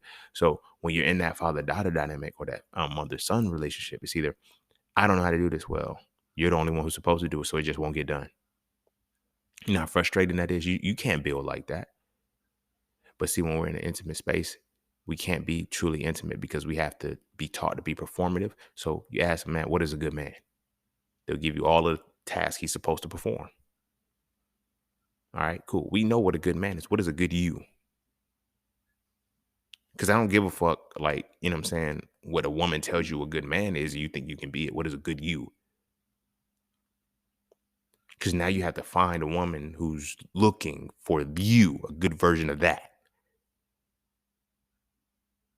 It's like, well, how do I find? Well, you have to be that, and it follows you. Universe, the law of attraction. People think that the law of attraction is if I just keep thinking about wanting. You have to become it, and it comes to you. Because there's 11 other laws you got to add to that, but the law of attraction is you have to become it for it to come to you. Not you just have to think about it. To become something means that you have to have understanding of it. You feel me? In martial arts and shit, they'll say shit like, you don't just use a sword. You have to become the sword. It has to become an extension of your body. That means I have to understand how it works. And I have to understand how I work to understand how these two things can work together. You see what I'm saying? None of us are taught that. We're taught to get pussy. That's it. We're not taught to go into a relationship intimately, to actually look and say, hey, here's who I am. So now this is why we externalize ourselves so much. We build ourselves off of who got hands and who got hoes. Not the things that are innately you, not the things that make you who you are. You feel me? For me, I'm an orator. I'm a thinker. You feel me? I've been blessed with the divine gift of thought and the divine gift of speech. It's a little deeper why, but I before season 12, y'all know why. But I've been blessed with the divine gift of oration and the divine gift of thought. So I speak a certain way and I think a certain way divinely. It's just beautiful how it works. Why would I get somebody? Why would I get with anybody or even entertain anybody who doesn't like people who talk, who has an issue with people who talk, and is afraid to think outside the box?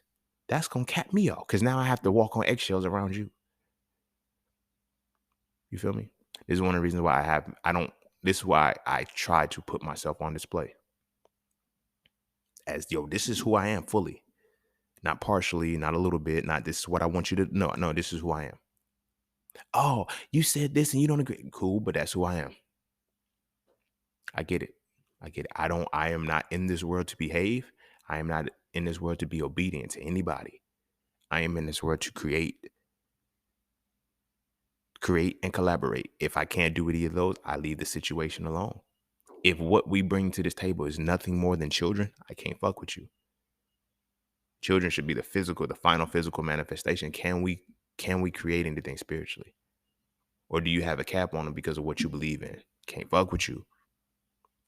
Can we create together mentally? Or do you have a cap on you because of the education system and you think you know what I'm saying? Like, and you're scared to use that side of your mind. You feel me? On the physical, you scared of what people are gonna think about you, how people are gonna respond. So you keep a lot of shit to yourself.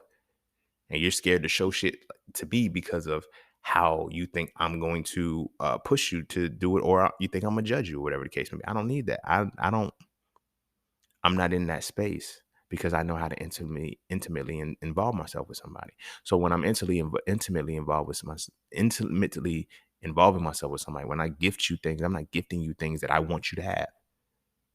I'm gifting you things that you've shown me you wanted, that you've shown me interest in. Say, yo, I need this because of this or this, blah, blah, blah. Bam, you got it. I'm not going to say, ooh, you'd look nice in this. You feel me? Tying it back to when I was talking about the relationships that we see, we never see intimate relationships. If you look at the relationship of Martin, and it ties into this part where Gina gave him that butt, she got him what she wanted him to have, not what he wanted. So what kind of relationship did they have? Gina and Martin had the mama and son relationship. It was evident. Because again, energy doesn't change positions. It transfers itself from one medium to another. That's why Mama Pain was always pregnant. There was no Daddy Pain. There was no Father Pain because it was indicative of the transfer.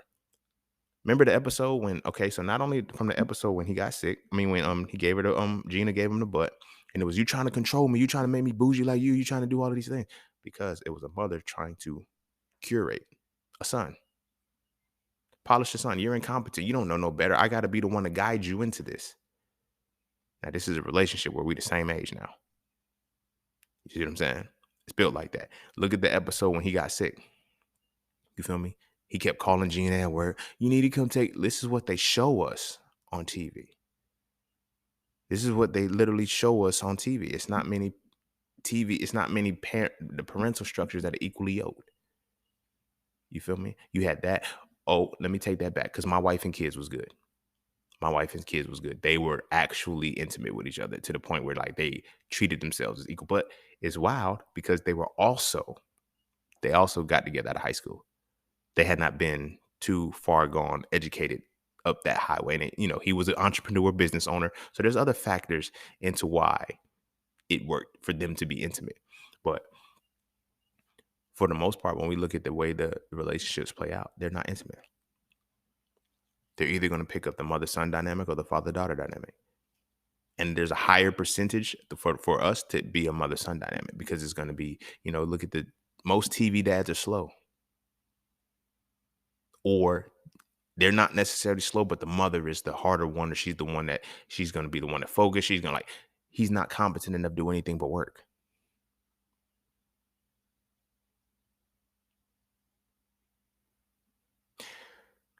Art imitates reality, but it also dictates the reality too.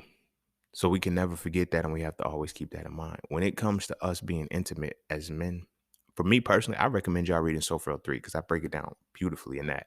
But being intimate is the one thing that's going to change our circumstances when it comes to relationships. But before you can be intimate with anybody, you have to be intimate with yourself, and you have to break the stigma that intimacy is sexual. Mm-mm.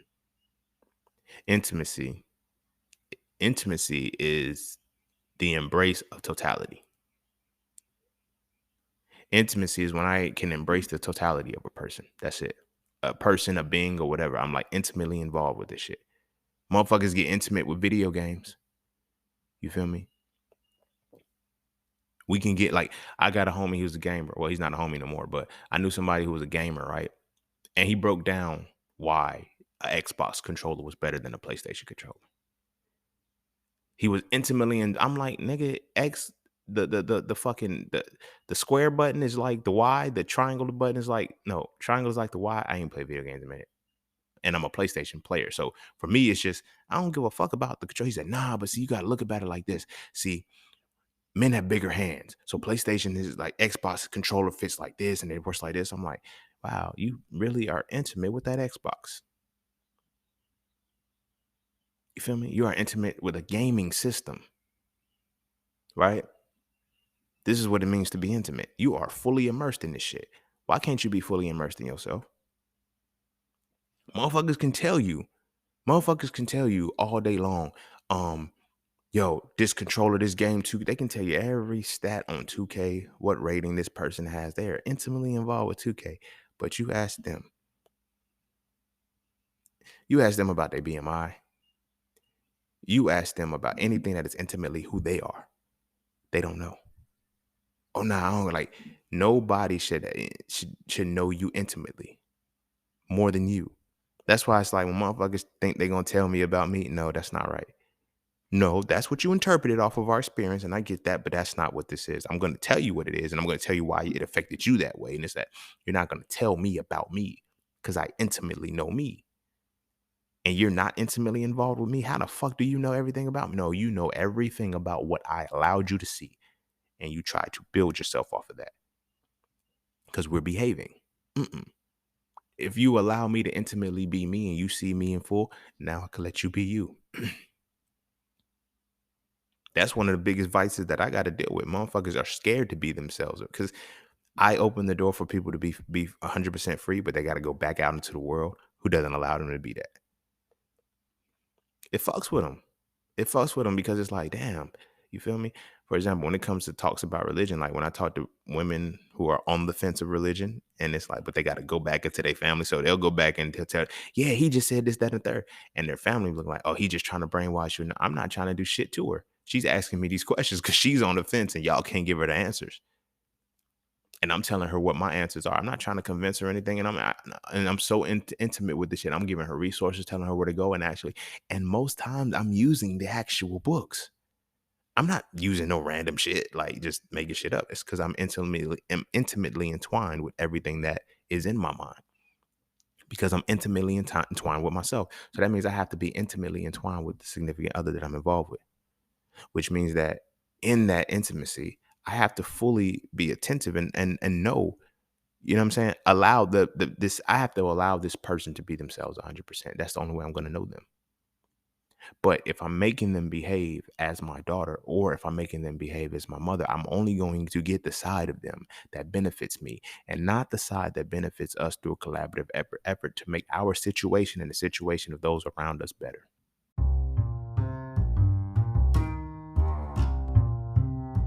And don't forget to check out Cafe Clothing, formerly Just Scenes merch. Get all of your intricate designs crafted specifically for the melanated being to develop a positive imagery within self and to have a little bit of fun in the process. From the peace, love, knowledge, and freedom to the dead horses and water designs, all of the styles are crafted for the imagery to make you feel as you're supposed to feel. Because as I always say, the best way to fit in is to stand out. And what better way to stand out than with your exclusive styles from Cafe Clothing. All right, I'm gonna go ahead and end it there. That was spousal energy. You feel me? It shifted the intimacy and things like that. But that's spousal energy. This is the energy that we're not using on a regular basis. And this is the only energy that works for our relationships. It's only energy pairing that works.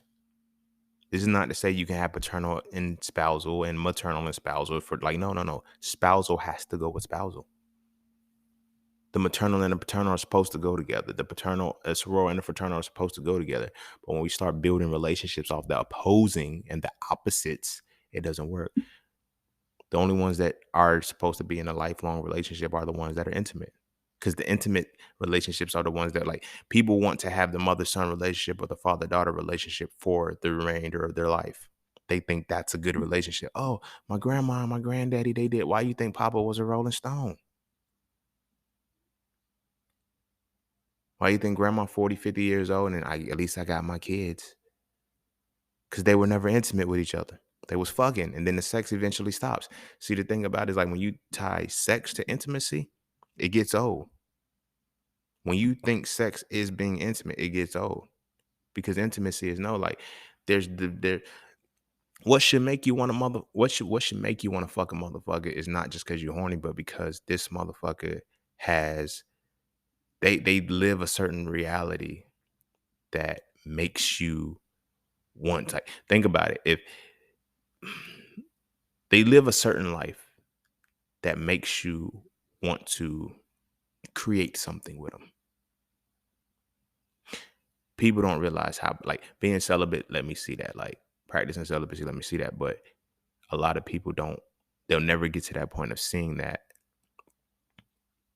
when you want to fuck somebody, it's because you have reached a point where whatever it is, your experience with them has triggered you to realize you can co-create with them. The response is physical, but it's also mental and spiritual that you can co-create with them. You get horny. Horny is creativity. Yeah, don't say. But what do they teach us to do with our creativity? Not to be intimate with it, just to go out and fuck anything. So we have to go out and fuck with that, whatever's willing. So we think intimacy is sex, and we tie intimacy to that. Intimacy is not that. Intimacy is when I'm able to put my full 100% self on display. 100% self on display. And this person is able to put their full 100% self on display. And when we're seeing it, the admiration, the respect, and everything is still there. And now we are intimate because I know the inner workings of the things that you do. You know the inner workings of the things that I do. Feel me? Like I've talked to women who, try to teach them about investing and shit, and they're like, "Oh, no, that's not my thing. That's your thing. But you're gonna worry about the money though, right?" I don't want to know about that. You're gonna worry about the money though, right? If you're not willing to, if you're not willing, and this is a part of intimacy, if you're not willing to understand what it is that I do to generate income, you're not trying to be with me intimately. And I get it, motherfuckers is well, because people don't understand what a relationship is. When we get married, my intention, if I can't cover it, you got to have my back. You're my business partner. I don't just mean financially, it's just, put the money in. It's like, if I'm running a business, right, and I'm running a business this way, why in the fuck would I hire a motherfucker who can't run the business with me? So when I'm sick, the business stops. Or when something happens to me, no, no, no. See, but when you're intimately entwined, say, hey, now this is the other side of it. When you're intimately entwined, say, hey, if you were gone, I'd be willing to do what you do.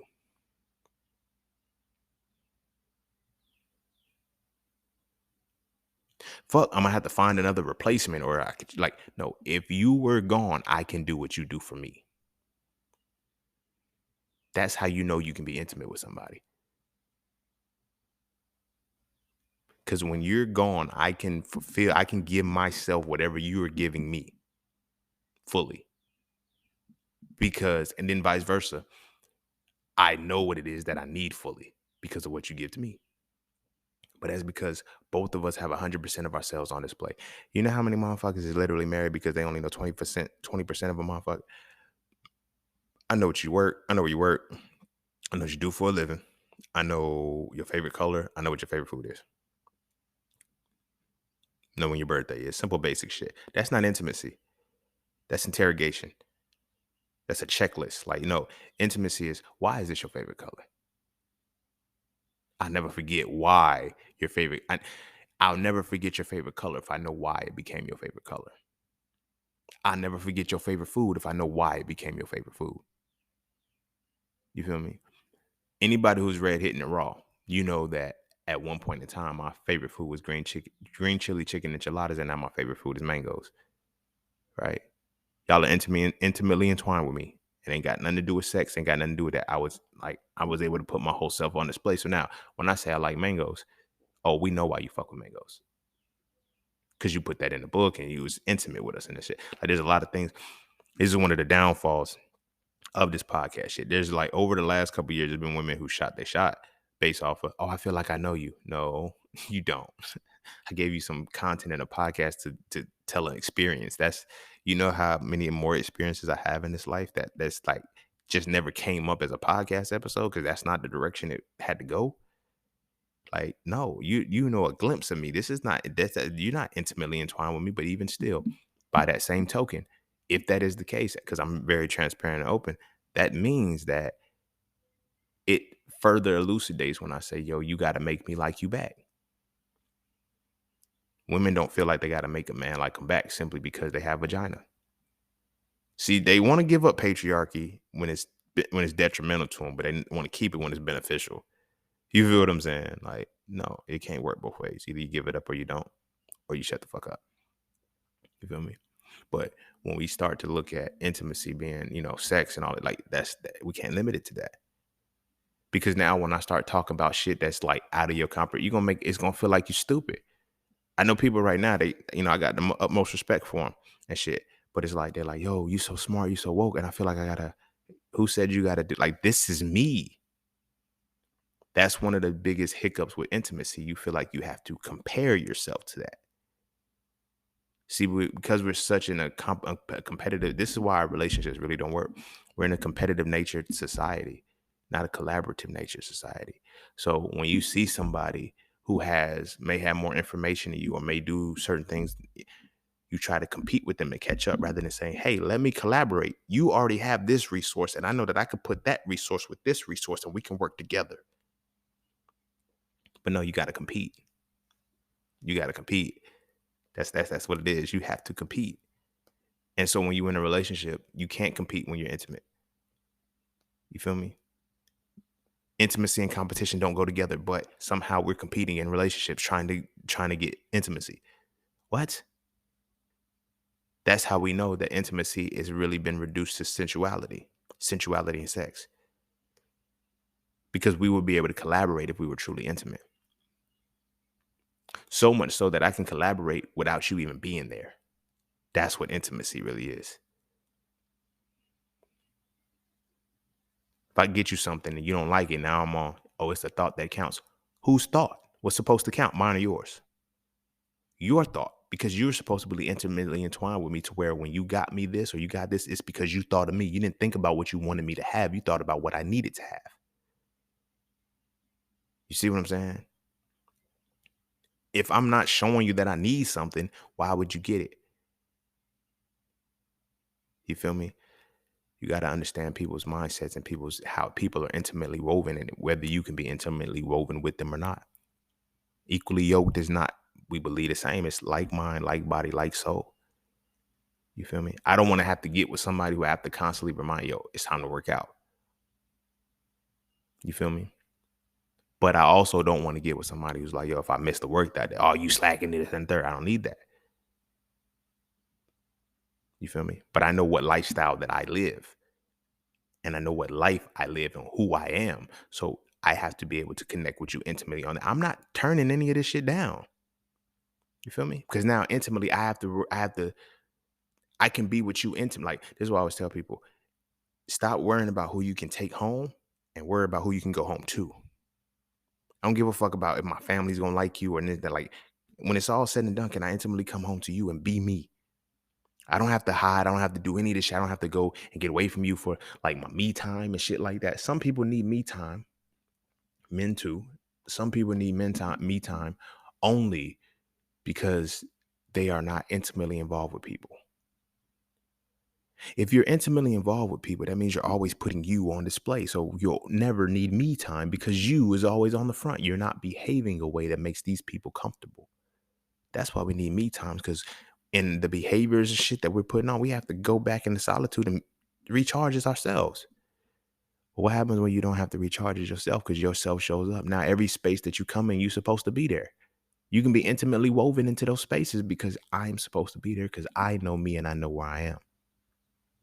That's how it starts. That's how you find your significant other. You guys have to be intimate with one another in the sense that you first have to have yourself mastered to be able to show intimacy to a person, to be able to be confident enough to display 100%. You feel me? That's why it's like when people, ooh, I'm religious and shit like this, and it's like, yo, we can know. Like, you might be cool. You might be cool with the shit that I'm talking about, but is your family cool? When your family asks me a question, I gotta, oh no, don't say no, because that's a part of intimacy. Because intimacy is even you with you showing me the totality of who you are. Do you show the same totality in all of the spaces that you're in? Because when I go to those spaces, I gotta assume that you're showing them what you show me. Oh, they don't know you think like that? My bad. My bad. My peoples, my family, my friends, everybody knows what type time I'm on. You feel me? So if I bring you around, they know that they're likely to know that you're on that type time too. Now, if you're bringing me around because and they're intimately connected with you on this, and I come around and now they're shocked that this the type of person that I am, it's like, hmm, they don't really know you, or you're not really showing who they are.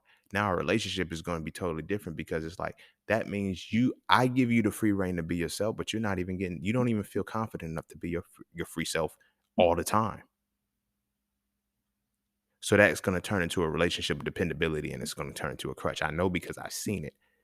When I can give you the free reign, now I'm the only friend you have. I'm the only person you can depend on because now everybody else you behave for, and now you get to be with me. And now I got to get the short end of the stick because I get the fucked up shit that nobody else has to see. Everybody else gets good behavior but me. How does that work? How does the person that we're most intimately entwined with get the worst part of us? And then we say, if you can't handle me at my worst, you don't deserve me at my best, but all we show is our worst. Does that mean there is no best? There is no best. We got to keep it 100 because we're not intimately entwined because we're not intimately connected to ourselves. As men, that's something we need to really do. When they told you to get in touch with your feminine side, it wasn't start acting like a woman and no shit like that. It was real. Get in touch with your feminine side, your synthesis and construction, but you also have to get in touch with your analysis and deconstruction. Nobody ever told us this shit because nobody knew. They just told us to, make yourself available for when women are ready. What? It's crazy. So now we don't know how to intimately be involved with somebody. If you with a significant other right now and you don't know everything about this motherfucker, y'all ain't intimate. And I get it. Oh, there's certain things that you just don't know about a person. Everybody said that. Why? If you are in my space and you're intimately in my space, there's nothing about me that you don't have access to.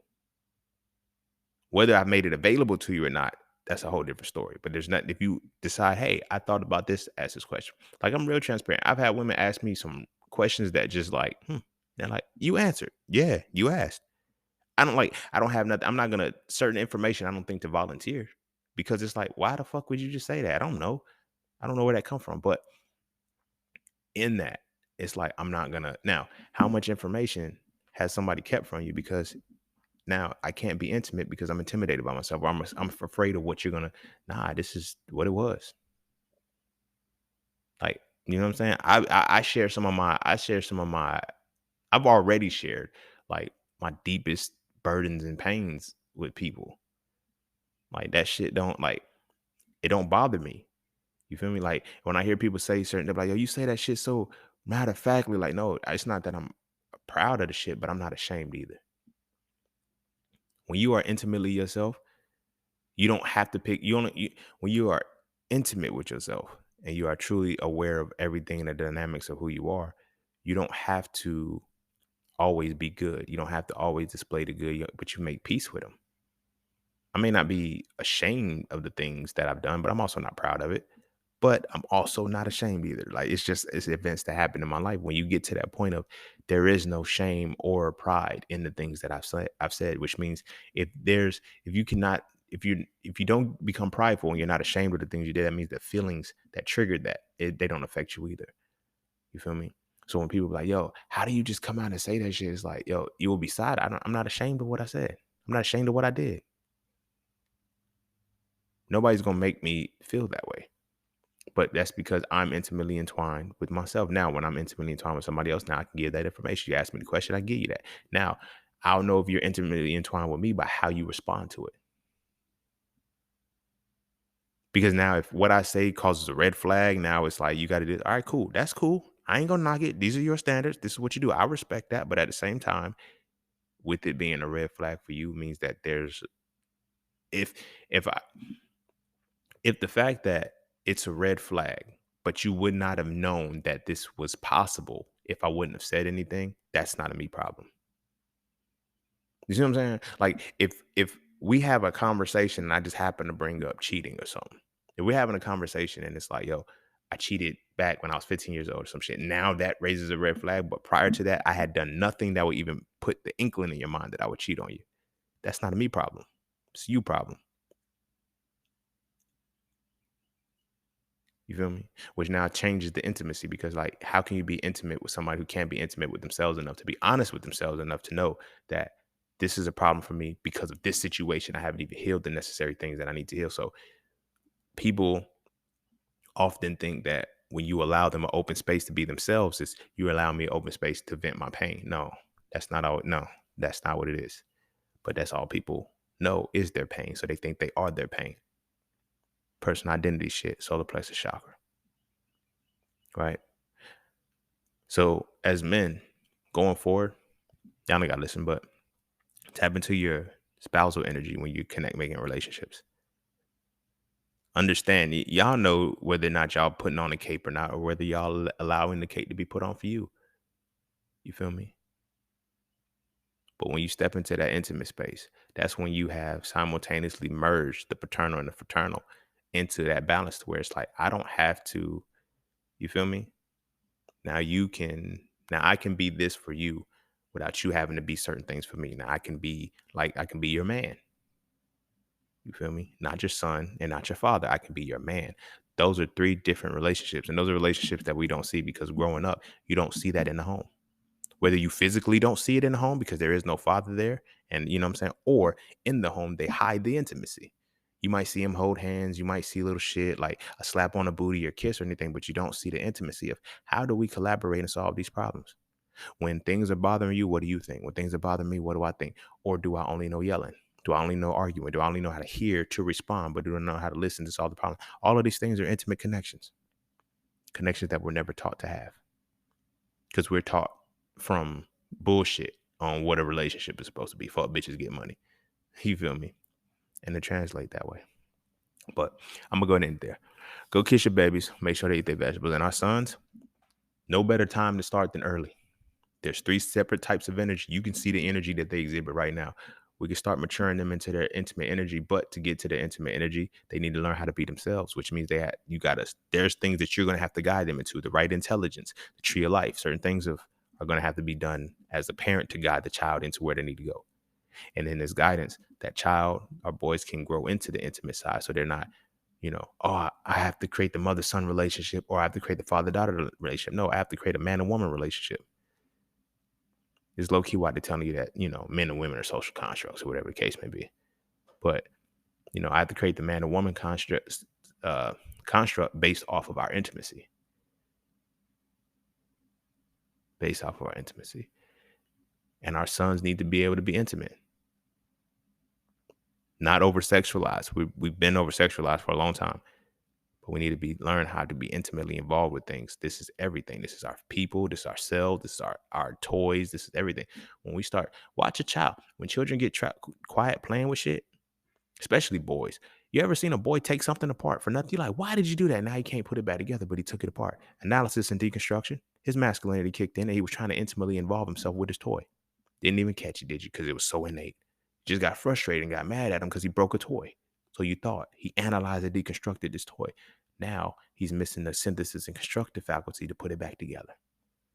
What do? We don't help him put it back together. We throw it away because we think it's broken. There's little glimpses and signs of us trying to be intimate with things first. And that's where we're getting quiet. That's where we're trying to spend the time to get intimate with it and to truly know what it is. Stop taking that away from our boys, because now when they're able to translate that into relationships, because they know who they are, they're not living their lives trying to be the next football athlete or whatever the case may be, because I got to prove this point to do that. Like, let them be free. And today, let them be free. They'll create the life that they need to have, and they'll intimately entwine themselves with it. And then you have a person who has passion, who has love, who has drive, and who's built to make a better situation for the generations, for the world as a whole. But if you continue to fuck up and not teach the intimacy, and it's going to continue to create dynamics of father-daughter relationships and mother-son relationships. And you're going to always look at your son like, I can't figure out why you in this situation because I don't know how to be in an intimate one. And by that, also show intimacy between significant others, like not just kissing and hugging and physical shit all the time. Show collaboration, show actually working together, do a puzzle. It doesn't even have to be complex shit. You could do a fucking puzzle together. The fuck? Do something creative together and watch the child, let the child see y'all work together. That's intimacy.